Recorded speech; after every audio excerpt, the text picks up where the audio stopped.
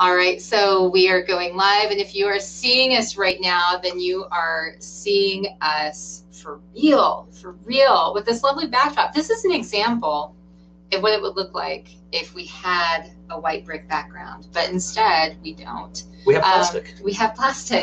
No, yes. Vinyl, perhaps. Yes. So what I would like to do is to get a little bit of feedback from you to find out if you can hear us and see us okay.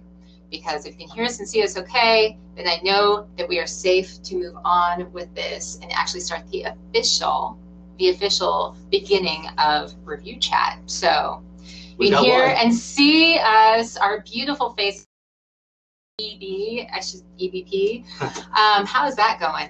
So anyway, let me go ahead and give us a sort of a break because this is going to be for editing purposes later. And let me introduce Ben Martin. Ben Martin, I know you wanted to say a few words. Why don't you go right ahead? I'd be happy to. So thanks, Kiki. My name is Ben, and I am the Executive Director of the Review Society, as well as its founder. And the Review Society is a membership organization that is dedicated to advancing the science and business of online customer reviews and how they affect the buying process. We're going to be focusing on B2C reviews as well as B2B reviews. We're going to be telling about, again, the economics of reviews and how they affect buying decisions. We'll also be talking on the chat, which will be a monthly chat, about things like the science behind reviews. So believe it or not, there are actually researchers who probably 3 or 4 times a week, there are academic journals that come out with research on how reviews affect the buying decision. But we also want to be talking about some of the inspirational stories behind reviews and how they have allowed people to pursue their dreams and make more money as business professionals and even start businesses as people who can leverage customer reviews to help advance buying decisions and to make more money. I love it. Thank you so much. And oh, go ahead. I was just going to say that the Review Society is a free membership, so feel free to jump on the website, which is reviewsociety.org. You can sign up for a free membership. We'll be doing review chat every month to, again, tell about online reviews, but also within reviewsociety.org, there's a member portal and a news service that you can subscribe to stay up to date on what's happening with online customer reviews and how they affect buying decisions. I love it. So I'm going to get out of the way for the main event as you introduce our guest today. Yes, and our guest is Terry Carden. So Terry Carden is the founder of Review My AMS. And the thing is Terry has started this business from the ground up. She came up with the concept. She came up with the idea. We're going to dig into that. Review My AMS, Terry. Thank you so much for being a part of the inaugural review chat. It's a thrill for me. I know, I'm so excited. So let's talk about this. Okay, I think, dream, live reviews every single day of my life. Well, so then you're the perfect guest. You're the perfect guest. How did you think of this? How did this happen? I know that in the beginning, your background, when I first met you, your background was actually you were working for an association. Yes. Mm-hmm. So can you tell me a little bit about how Review My AMS even came to be? Mm-hmm. Sure, yeah. So I am an association exec by nature. As you said, we first met, I think you interviewed me a bazillion years ago, and I won an award or something like that under the association exec name.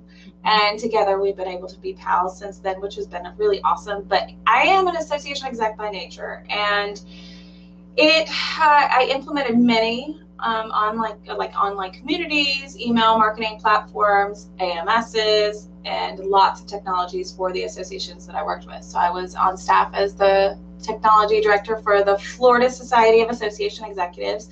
And I was also on staff as the marketing director for the Association for Retail Environments. All very good pathways to where I am right now, because I got to work for an individual society and also work for a trade association. And one day I said to my boss, who was getting ready to retire, I said, I don't think I'm going to stay on with our ARE without you, Klein. And he's like, no, you have to. He's like, why don't you go on contract? And I was like, well, going on contract kind of puts me in a position where I can go out on my own or figure out what the next step is, right? And so I had a phone call with a colleague one day, and she's from a huge association out of DC, and she said to me, "Hey Terry, I know you have your finger on the pulse of what's going on with the association management software, like platforms of what's going on in the marketplace, and our IT department's getting ready to pull the trigger on a product selection. And I have to guess that this is probably going to be like a resource spend of somewhere upwards of like $250,000 to like $850,000. It was a huge spend for them. She's like, I know you have your finger on the pulse of what's going on. Like, what do you think about XYZ AMS? And I was like, no, don't do it. Don't do it. No, I'm not going to tell you guys which AMS it was. Don't you wish you knew? Like, you want to know what's in that brain. I won't tell it. It's in lockdown. Everybody asked me to. So I knew to tell you guys, no, I'm not going to tell you who it was. But anyway, so I said, oh, they're getting ready to go through a sale, and you're going to basically have to ride that sale wave with them. They were going to be acquired by another company. And I knew that they were going to have some cultural changes over the next 2 years or so. And I was like, don't you know? Like, I felt like everybody knew that. And so I hung up the phone and I said to my partner, Ben, who you guys just saw, I said, it's almost like we need a rating or a review site for AMSs. Right. You know, how come we can buy a $12 hamburger and then go rate it on Yelp or TripAdvisor? Well, I guess you wouldn't rate a hamburger on TripAdvisor, but a $1,200 trip on TripAdvisor. But there's no place for, organizations to go and find end user reviews on a platform that they're getting ready to make a huge spend on. Yeah. And then I couldn't sleep. And I couldn't sleep some more. I was like, then I went to my community, my trusted group of advisors. I said, what do you think about this idea? What if we created a review site for association management software? And I had some of my advisors say, if you don't do it, I'm going to do it. Don't steal my idea. Isn't that like a really great, that's actually a really great signal. If people are like, if you're not going to do it, I'm going to do it. And you're like, okay, well, I guess I have to do it. Make this happen. Yeah. And so I thought, okay, well, I guess I have to do it. And so I went to ASAE's technology conference, and I pulled 100 association executives there just to see, like, maybe my friends were just telling me something I wanted to hear. Maybe my group of advisors were just being sweet to me or something. And once I pulled strangers, people that would actually use the platform, they said, we have to have this like tomorrow. And I actually gathered 25 reviews at that conference. That was 4 years ago. And I have now up to like more than about 800 reviews on 50 different platforms. And it's helping association executives with, I have to break into this. So you guys, Gucci. There's a little dog named Gucci that is needing some attention. Yeah, she's really confused, and if you hear whimpering, it's not secretly me whimpering. It's actually the dog. So yeah, I think maybe, but I don't know how to call anybody in to make that happen. Of course, correct.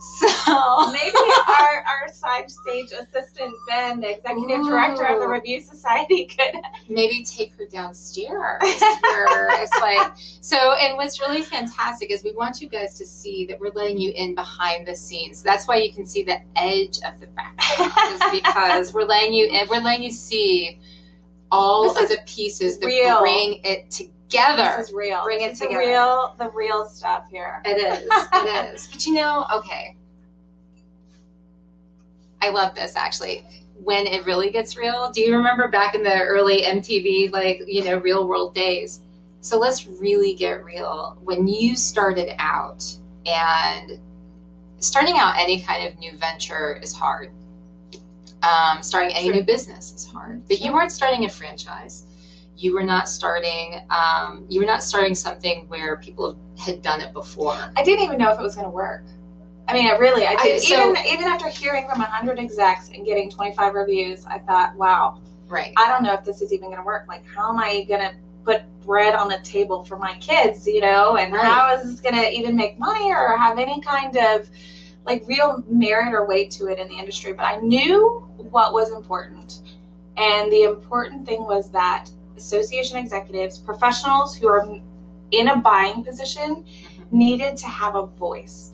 What was happening is there were salespeople who were selling these products and that were overselling their products and then delivering a sub product, something they weren't expecting, Right. And so we were hearing all the time. I was hearing all the time, and I went through it myself with my own implementations and integrations. I was like, whoa, wait a second. In the sales process, you said this or that, right? And then when I actually got the product, I was very confused because it wasn't what they sold me. And I wasn't quite sure what, I felt like it was time for association execs or for professionals who are in a buying position to have an end user voice. Yeah. Yes. Oh my God. It's usually just you on the podcast, right? It is. And so you have like a whole crowd going on now, and Gucci's just not sure what to do about that. I know. Whose idea was it to have it at my house? What was this? I love it. You're like tangible Kiki. Actually, this is tangible Kiki. This is really real. Okay.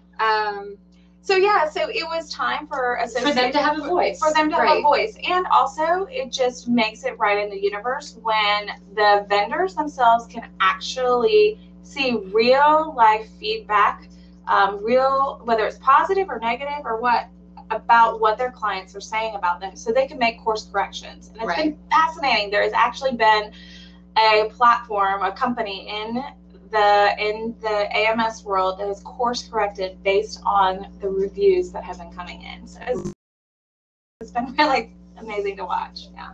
And they told you that. They said. Yes. Wow. So it's actually making a difference. And this is the thing that I'm really interested about this whole concept, by the way. I mean, I love hearing the story. I love hearing the background of how all of this got built, and also to hear the story of how you as an individual went out and without knowing, this thing doesn't exist, I'm going to go ahead and create this review site. I had no list. I wasn't my own company. I was an association person. Right. I had no list. I had no marketing list. Who was I going to tell this to? I didn't have a captive audience already. So it's literally building it from scratch. Yeah.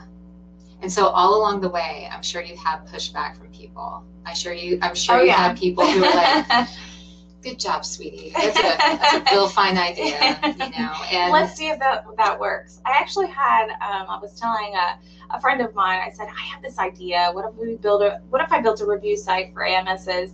And you know what he said to me? And I respect this guy. He said, good luck with that. And now here we are, 30 plus sponsors, 16 AMS sponsors, and more than 1,000 unique visitors a month. People who are right in the middle of the buying cycle for association management software, using Review My AMS as a discovery tool. So it's pretty cool. It is really cool. So in all those years that you've been, years plural, of this successful company, because you have done so much, you've created a meeting out of it that you were able to successfully sell, and you were able to, everybody tick that knows box AMS. Before I turned 40. I know. So you've been busy. You've accomplished. If people are looking at success and they're trying to evaluate whether you've been successful, I think in pretty much every box you'd be able to make that mark, right? Well, there's more. There's still much more that we can do. So what? We are bringing clarity and to what is a very convoluted, very confusing, very high sales, very high resource driven decision in buying and purchasing an AMS. So what? You know what? There are so many other platforms and services out there that need the same attention. Right. So that gets to the review chat part of this, which is we're talking about online reviews. And so in 4 years of having this business and learning what works and what doesn't work, you obviously have discovered something that works. And you've also been able to identify where you're able to apply or where somebody else could be able to apply Same concept. the same concept. So let's talk a little bit about that. Okay. You know, what have you learned from this? So what's cool is I have, you know, it's taken 4 years for me to say, okay, so now we have an MLP, and I'm stealing MLP from Sig Van Dam. He said it at an AMS Fest once upon a time, and I told him, I said, which I learned it from you. Talk about him. I'm forever going to steal, you know, Sig's quote of MLP. It's not MVP. It's not a minimum viable product. Yes. It's a minimum lovable product. It's become a household name. I love that. And people, it's an easy button, right? It's an easy button for people to say, like, you know, I'm looking for blah, blah, blah. And they're like, okay, we'll go to Review My AMS. Go to Review My AMS. Like, it's an easy button, right? And so we've created an MLP, and now I might need a tissue. I'm always shocked, by the way, when people, if somebody asks, if I actually see the question, we're evaluating AMSs, or we're looking at Personify, or we're looking at whatever, I'm just throwing that out there. Where should we look, or what do you guys think? And almost immediately someone's able to respond, Review My AMS. But here's the thing. It's like, I know it's touching. Isn't it? But it's actually just winter. But yeah, but it's so crazy, because it's like, I'm stunned at this point, because it is like sort of a household name for the association community, that I'm surprised when somebody hasn't heard of Review My AMS, which speaks to that need that it fills. You know, there was a need, right? You have filled that need, and other people should be able to fill the same sort. I mean, there are other needs out there that are similar. Right. Yeah, we have to make smarter business buying decisions. So business professionals are in a position where they're buying a new product that's something around a strategic decision, right? So let's pretend you have a product. Like, I was just, actually, this is a great story. I was just at a restaurant for lunch. Yes. And our server asked us what we did, and he was like truly interested. He wasn't all that busy, so he had time to ask us, and he said, what do you guys really do? You know, what do you do? And I was like, well, okay, a good way to explain it is like, what if you have a point of sale system? He's like, oh yeah, I know exactly what that is. These are the machines where they run the cards and they process all the food orders and everything, all the communication between the kitchen and the servers. And he said, yeah, I've used like 8 of them. And I'm like, okay, perfect. Oh my gosh. What if you could give a review before, or what if you could see all these reviews of the point of sale systems out there? There's probably 500 point of sale systems out there that retailers or restaurants could choose. And I said, how do you think restaurateurs are buying point of sale systems? And you know what he told me? He said, you know how they're buying them? How? It's the first salesperson that walks through that door. So they hear a new restaurant's going up, and they're the first one to knock on the door, and they're like, oh, sounds good. It's in my price range. I'm sure it's great, you know, and that's how they make their buying decision. And he said they're spending upwards of like somewhere between a restaurant or a chain of restaurants could spend somewhere between like $250,000 to like millions of dollars a year. You're kidding. But that's what we do. You see that all the time. You hear those stories. Yeah, so I mean, we need to be making smarter buying decisions based on what other users are saying about those providers and services. Have you seen other good examples of like B2B type organizations where you're like, oh wow, they need to review my whatever? Yeah, so in the association sphere, and I know I'm from the association industry, so it's like kind of part of my nature, so I have to go there, but this is like I feel like this is such a cool idea, is the Laser Dentistry Association, okay? Laser dentistry only, it has about 20% of the market, of the dentistry market. So that means 80% of the dentistry market is doing traditional methods of dentistry. And if you know anything about laser dentistry, you know, like, it is the dentistry of the future, okay? Not just the laser dentists that are telling you that. Like, that truly is the wave of the future for dentistry, right? Yes. If you don't know anything about laser dentistry, go check it out. By the way, thank God, because that like actually ended up helping me. Oh, did it? Yes, really? It really did. Wow, we need to make a bell for like ding, like through the noise, guys. Yeah, absolutely. like props to somebody else. Yeah, for doing something awesome. So the Laser Dentistry Association is thinking about, we don't have a contract with them yet or anything, but I just think it tells a phenomenal story.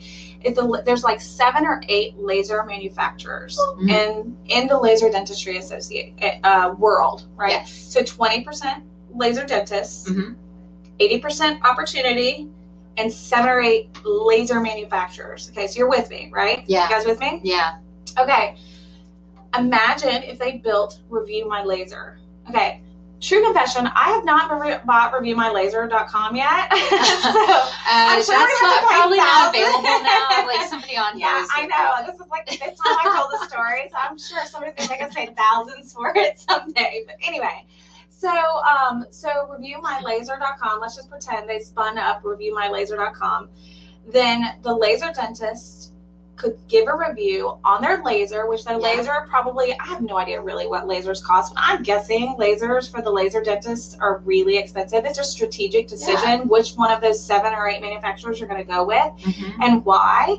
And they could give reviews on their lasers. And then what's going to happen is, let's pretend they go to like ADA, like the huge dentist association, and say, okay, we know there's 80% of the dentists out there that are getting ready to buy lasers, because that's the wave of the future. If you want to stay in business, you're going to be a laser dentist, right?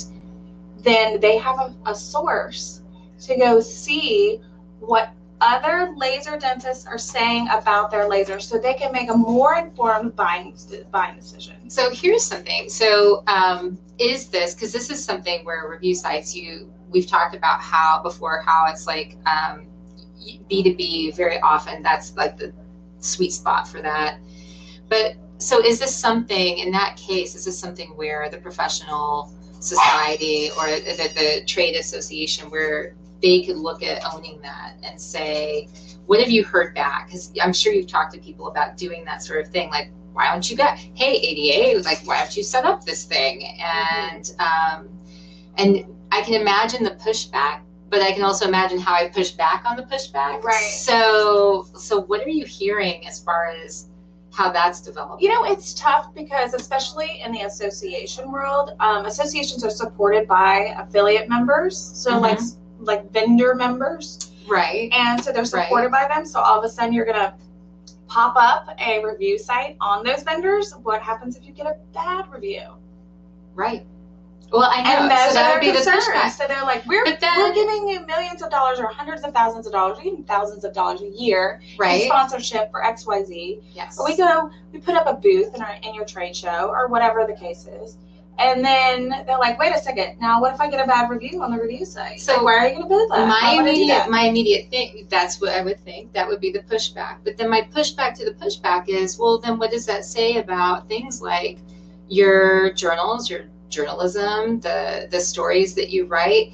If they advertise with you, does that change who you cover or how you cover them if something happens in the news? And the answer is no. So like, those people would still want to be members of that organization, and still want to even advertise with them, because it behooves them to do so no matter what. So actually the onus is back on, the association company, to be a good steward. Right. Like, it's providing a service. So, like you're being a good steward to your industry, because you're helping your members or your industry make smarter buying decisions.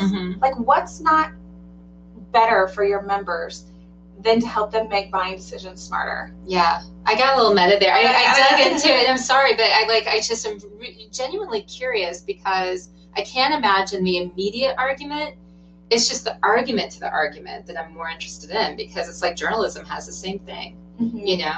They're advertising with us, and we don't want to write a negative thing about them, but that doesn't stop it from happening. Right. So, nor should it. Right. Yeah. It's just the nature of it's a reality. It's like, you know what, if you're going to create a product, you better like create a product that's good, right? Otherwise it's going to be exposed. Whether it's through journalism or through review and using reviews or whatever it is. I mean, there's all kinds of different examples for this too. So it's like, I understand the argument, because people are nervous about that. However, I mean, you can see that you've already helped through Review My AMS. You've heard back from that company, how it helped them to improve based on what they heard. Right. So they took the positive of it and they were able to change in a positive way. So let's talk about other roadblocks that you face, because so I want to talk about, somebody's listening to this. I know you're out there. Somebody's listening to this and they're saying, okay, so I see how this might fit into my organization, why it might be a good idea for me to create something like this for this industry that I'm in. Mm-hmm. What do I need to know about setting things up? Like, what are the tough questions that are asked of somebody who administrates? Yeah, what are you running into? Because certainly when you started out, there was no framework. There was no, so what do you run into? That's a good question, and it's fair because I am asked this pretty often.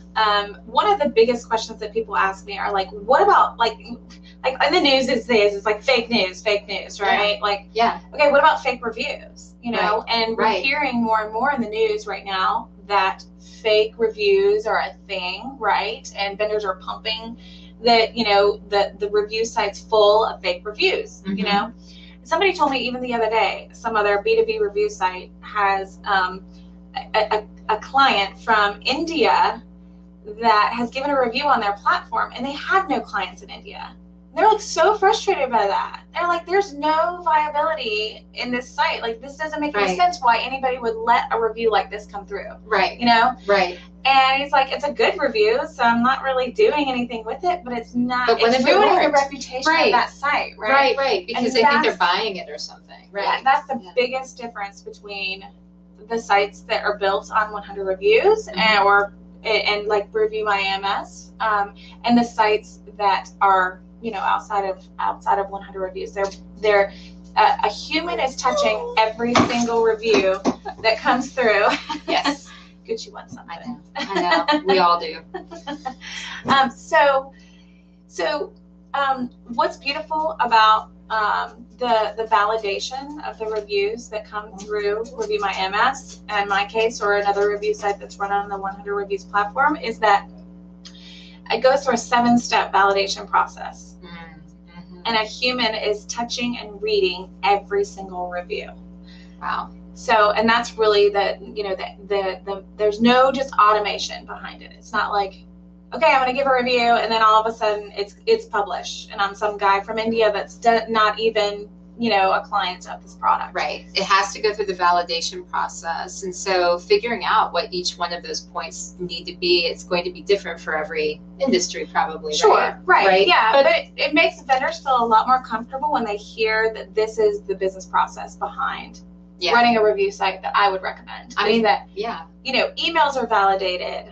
They come from, clients that actually are voices that are actually really, truly would be voices of, you know, a client that looks like a client. You know, it's coming from a source that's credible. And sometimes even I'll go to great lengths. I'll say like, okay, this is a really negative review on this organization. Yeah. Like, I'm going to dig a little deeper on this person, you know, and even though the review is published anonymously, it's not anonymous to me. Right. You know, right. I know who the person is, so I can go hunt them down on LinkedIn or go to the staff page of the organization that they're representing and say, hey, listen, you know, this really is a person that would be. So it's not bulletproof. It's not like 100% proof. But pretty close. It is not, and it can't ever be. Right. You know, it could never be 100% bulletproof. I had a vendor come to me one time and he said, hey, Terry, I want this to be bulletproof. Like, how do I know that it's not a client of somebody else that's giving a bad review on me or something like that? So my argument back to that would be like, is your ATM bulletproof? Like,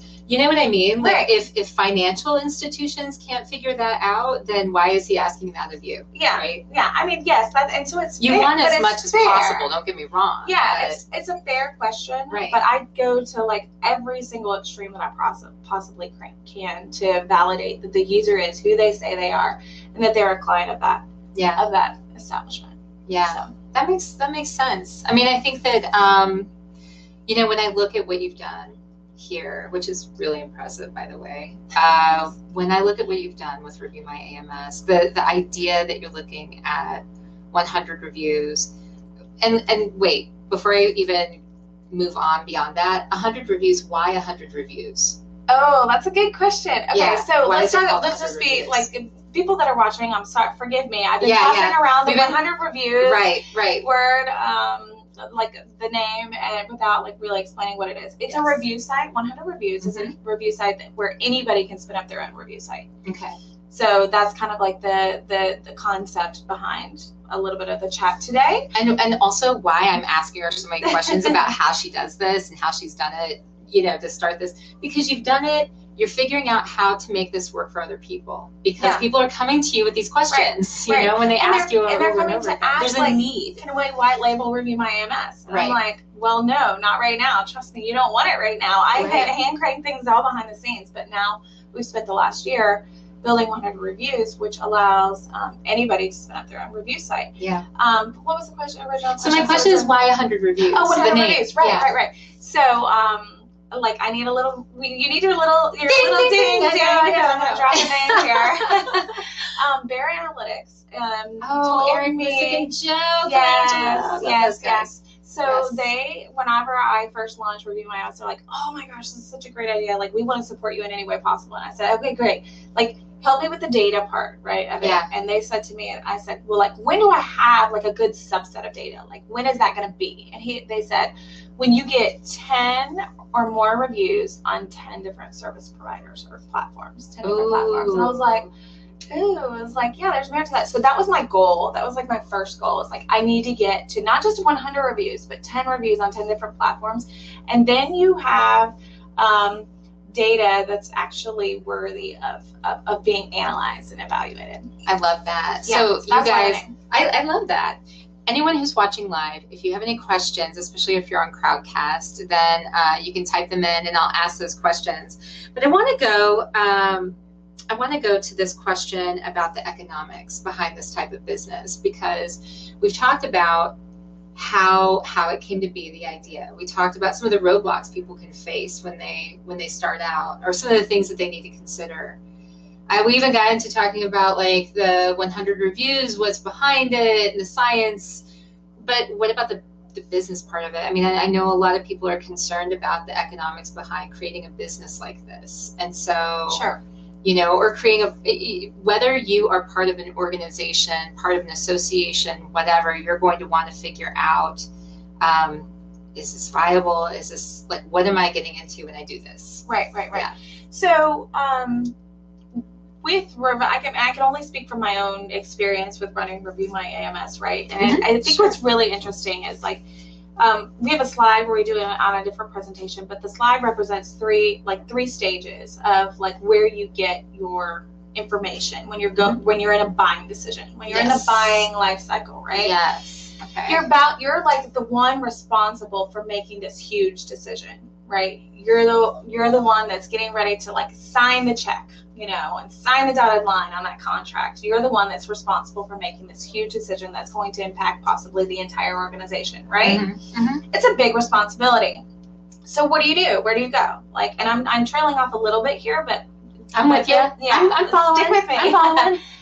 You're going to go to, like, let's pretend you go to a trade show, or you go to a conference, and you're like, I'm going to find, 15 other people or 20 other people that are in the same buying cycle as where I am. And I'm going to talk with them about their experience. I'm going to ask them what they use, right? Like, you guys are familiar with this setting, right? This sounds very familiar. If you're somewhere in the buying process of some huge product, some responsibility, then you guys feel me, right? So, like, you're like, yes, I need to find other users that are in a situation like me. So you might cruise around the show floor, might talk to somebody at lunch, and you're asking questions, and you're probing, you're like trying to find out who else is in a similar situation as me. And you might walk away with, like, what, 3, 4, 5, 6, 7, I don't know how many, like a handful of resources that you can commiserate, celebrate with on, like, this path that you're on, this journey that you're on, even, like, together. And that's not enough.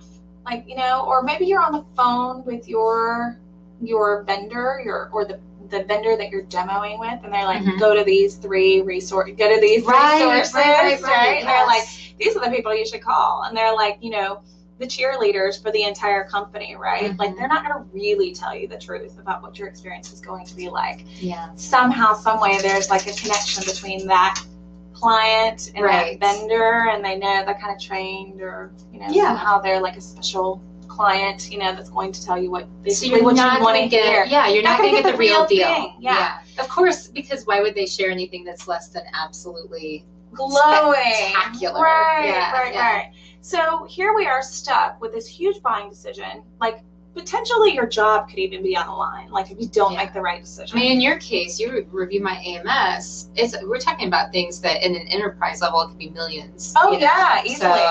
So this is not a small thing. No, it's not a small decision. Yeah, and teams are actually responsible. Sometimes it's not even just a person, it's an entire team that's responsible for making this decision. And so they're like, well, where else can we go since we only heard from 5 people or 8 people, you know, including the ones that were the names and numbers that were provided to us by the vendors themselves. Right. Where else can we go? Okay, well, we'll go to like an online community. Maybe there's a LinkedIn group or a Facebook group or a private online community that where other people are similar. They're my peers, they're similar to me, where they can help me make a buying decision. So they'll go to their online community. Hey, has anybody ever used? Or who's good? This is my type of organization, blah, blah, blah. Yeah. Right? We've seen that.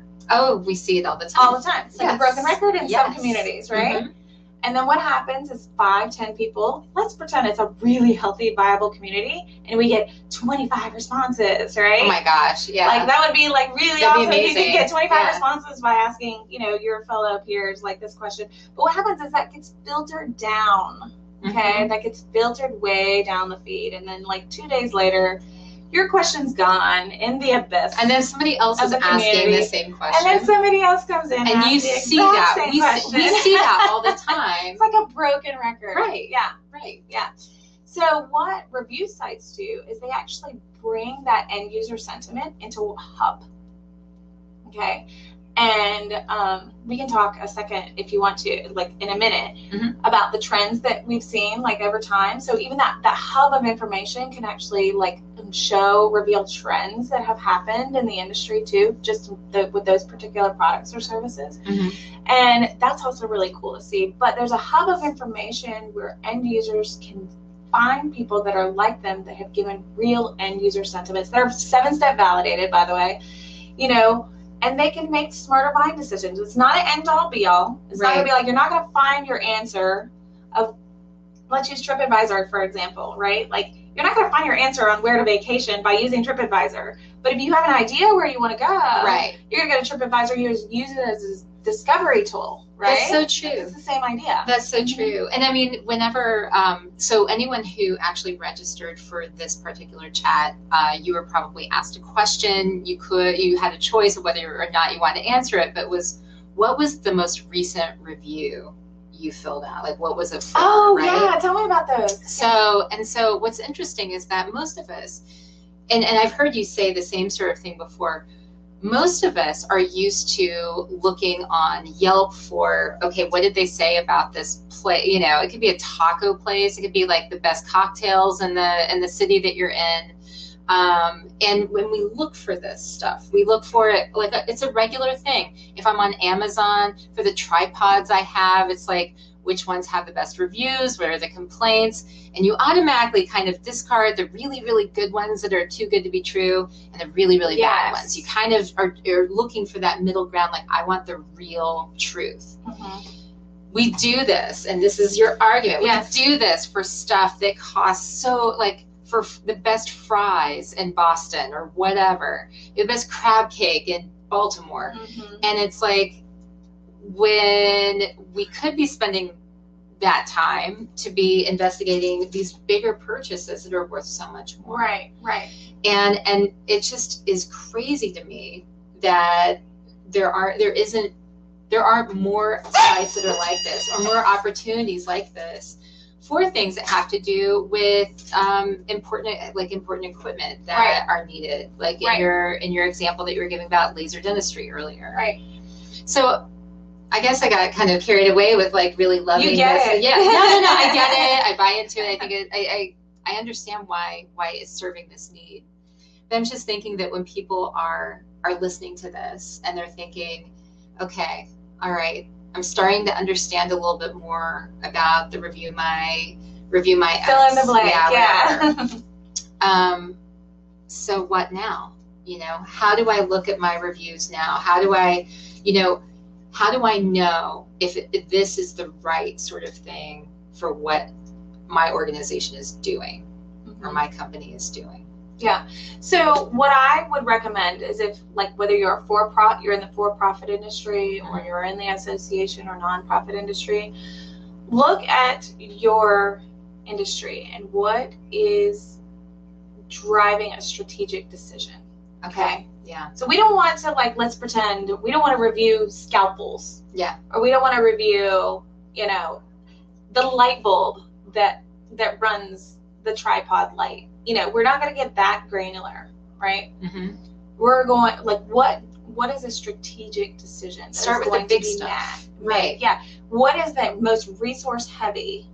Where you're bringing hours, like you're bringing in staff. It's a huge investment, no matter what that is. Yeah, start there and think about the constituents that could possibly benefit from a B2B review site, right? Okay. Like you said earlier, we can review a $12 hamburger, but why can't we review a $250,000 piece of equipment that we're about to bring in the office that 60 people have to use, right? Or 600,000 people have to use, and it's $6 million. You know, like, who knows? So, like, we just need to be smarter, and we need to. It's all part of, like, the transparency, and I hate that word normally, but it's just so applicable to, like, end user reviews that are vetted and are mean something. They're meaningful. And, you know, I have to say, on Review My AMS, I am super proud of this community because they take a lot of time and energy to give a review. And the model is they give a review and they get to read all the reviews. Because to be very easily be like, okay, this 3 sentences later, you know, and I'm done, you know. Yeah. They understand, like that our economy really understands, like, this is when it's a big buying decision, when it's a resource heavy, when it's a strategic decision, people realize that other people that are making those same types of choices are about to read what they're writing. Yeah. Right? And it's very different in the consumer world, and I'm rabbit trailing here for a second, but it's very different in the consumer world because there's no professional aspect tied to it. But when you're given a review with you representing yourself as a professional, then you're going to give a much more fair review, I believe. Yeah, no, that makes sense. That makes a lot of sense. Anne says, I heart reviews, right? You should probably get that bumper. Yeah. So, okay, so this is, let's just call it what it is. I mean, this has been kind of an informal kind of situation. Clearly, we've had Gucci, my dog, interrupting. We've had all kinds of stuff going on. But I want to make sure that we give you a chance to say anything that you really feel that you want this audience to hear, because the whole point, what I really wanted to do today is I wanted to bring you on. I wanted to hear your story, and I wanted to find out why the opportunities that are available for people connected to this idea, because sometimes it's not easy to wrap your mind around, actually. I mean, I think it's easier for people to understand what they use all the time. It's a little bit more difficult for them to jump to where you are, where you were with Review My AMS, right? Or where you are with Review My AMS. So, I don't know, is there anything that you really want to make sure that people understand that they may not already get? Well, I mean, I think my message has maintained the same since I started Review My AMS, which is we're just in a time where what do they call it? Like, was it Forbes or HBR or somebody said, like, you know, we're in a consumer-driven world right now. We're in a consumer-driven society, right? You know, consumers aren't just people buying in retail world. Consumers are also businesses. Like, businesses are consumers too, right? And this is just basically taking that consumer model and giving businesses, actually, that are making way bigger buying decisions, a real voice, you know. And it's time. There are enough products out there that are not doing industries a good service. And I'm sorry, but it's just time for that to end. It's time for us to expect. Oh, chills, you guys! This is why, you know, it's time for us to expect more out of the people that are providing the products and services that we are paying big money for in businesses, right? Yeah. So, I mean, if we it is. It's time. It's time for that. Is. So, Just a little personal disclosure here. Like, what I love about what Terry's done is it takes a lot. I mean, it's an old word, but it takes a lot of moxie to do this. It takes I mean, there are other words I could use, but there like, are other words that have been used. But like, to not just strike out on your own and try something new, but listen, there are a million, I'm sure. We talked about roadblocks, and you were kind, and I'm probably like restrained yourself probably from sharing as much as you faced. But listen, when you are looking at these big companies and they are selling these really expensive products, you have to imagine that there are a lot of people who are saying, don't do it, or this is what's going to get in the way, or this could hurt you. And for all kinds of reasons. Now, it wouldn't even have to be from the companies. It'd be from people who are already saying they're bigger than you are, so don't do this thing. And I imagine that is enough, that fear is enough to probably stop people. And it didn't stop you. I don't even know what to say about that. It didn't stop you. Thank you. So it actually means a lot to me, and I'm very impressed by that. So yeah, if you haven't gotten anything else from this chat so far, I hope you've gotten this idea that you shouldn't let fear stop you, and that looking at this consumer-driven, what did they call it? The consumer, I'm sorry. The age of the consumer. The age of the consumer. Yeah. Mm-hmm. That this is the time when we should be expecting the ability to get really good feedback, quality feedback about what we're spending money on, and to be able to make sure that is trustworthy, right? And so, yeah, thank you so much for sitting down with me for this inaugural review chat.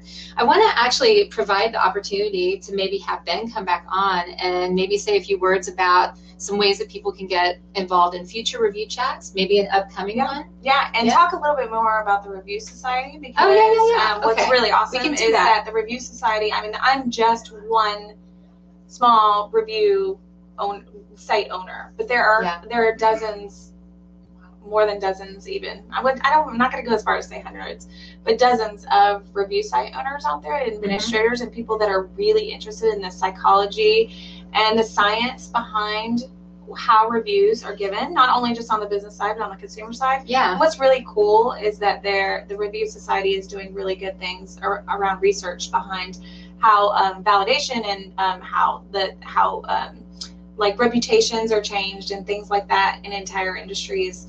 You know, and so it's just really cool. So I'm glad for Ben to be the executive director of the Review Society, and I'll let him come back on. Thank you for having me. Thank you. I know I'm gonna do that. It's wonderful. I'm a Southern girl, so I know.